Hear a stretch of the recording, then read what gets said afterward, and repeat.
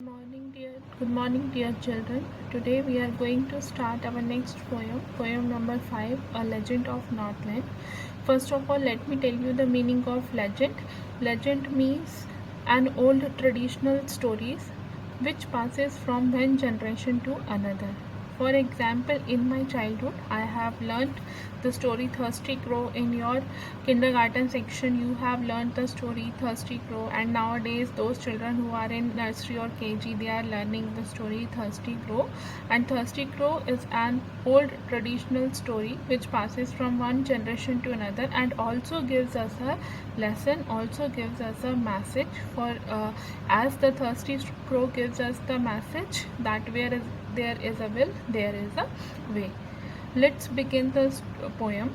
In this poem, the poet introduces the place Northland. Northland, a place where the days are short and the nights are long in winter. It is so cold that in that season that people cannot sleep comfortably the whole night and often wake up. And as the nights are very long, they are also not able to sleep the entire night. And when the snow falls, people like to go sledging by tying reindeers to their sledges to pull them because of the cold, and children wear heavy woolen and fur clothes that cover them fully and make them look like the bear cubs. Then, in the third stanza, poet says that the people of Northland tell their kids an interesting story from the past. The poet does not seem to believe the story. The poet says that he does not think that the story is true, but he thinks that if he tells the story to the reader, then maybe the reader could learn a lesson from it, and this story gives an important message. And afterwards, the poet begins to tell the story, and the story is about Saint Peter as he traveled around the world preaching the word of God.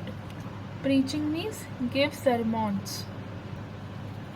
In stanza number 5, poet says that good Saint Peter, he went far and wide delivering his sermons and traveling round the earth, and at the end he reached in a small house, and in that house there was a short-sized woman who was baking cakes. Saint Peter was hungry, as it was already evening and he had been tired walking all the day, and he was almost about to faint with hunger. And then Saint Peter asked the landlady to give him a cake to eat. Means here we are learning about Saint Peter, and means that when Saint Peter, he used to live in the world and went around and giving the religious lectures to the people, and just like the other saints do, then an incident happened with him. What had happened? When Saint Peter was moving around the world and giving the religious lecture to the people, he reached the door of a cottage where a small woman was making cakes, and she was baking the cakes in the fireplace. And on the other hand, as the Saint Peter, he had not eaten anything from the entire day and he was hungry and he was feeling very weak. So he went to the woman who was baking the cakes and he asked for the one cake out of many cakes that she had baked. But the woman was very selfish and she did not give the cake from her store, and instead of that she started making a very small cake for Saint Peter. Means the cakes which she had stored, she did not give any cake from that stored cakes, and instead of that she has started making a very small cake for Saint Peter because she did not want to share her things.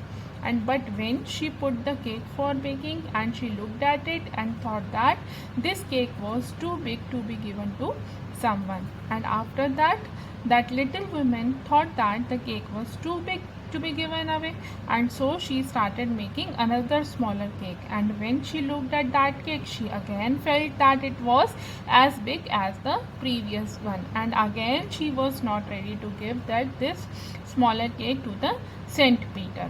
And for the third time she took a very small amount of dough and rolled it, and the poet says that she rolled and rolled to lay emphasis on the fact that she rolled the dough and made it very thin like a wafer.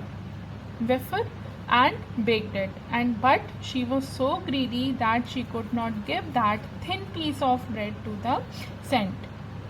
And the woman reasoned that when she ate the cakes, she felt that they were very small.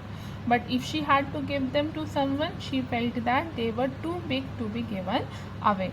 So she put all the cakes on the shelf of her kitchen, and she did not give any cake to the Saint Peter. So this is the explanation up to stanza number 10, in which we read that the Saint Peter was hungry, and when she asked about the cake from that little lady, she baked that cake for the 3 times, and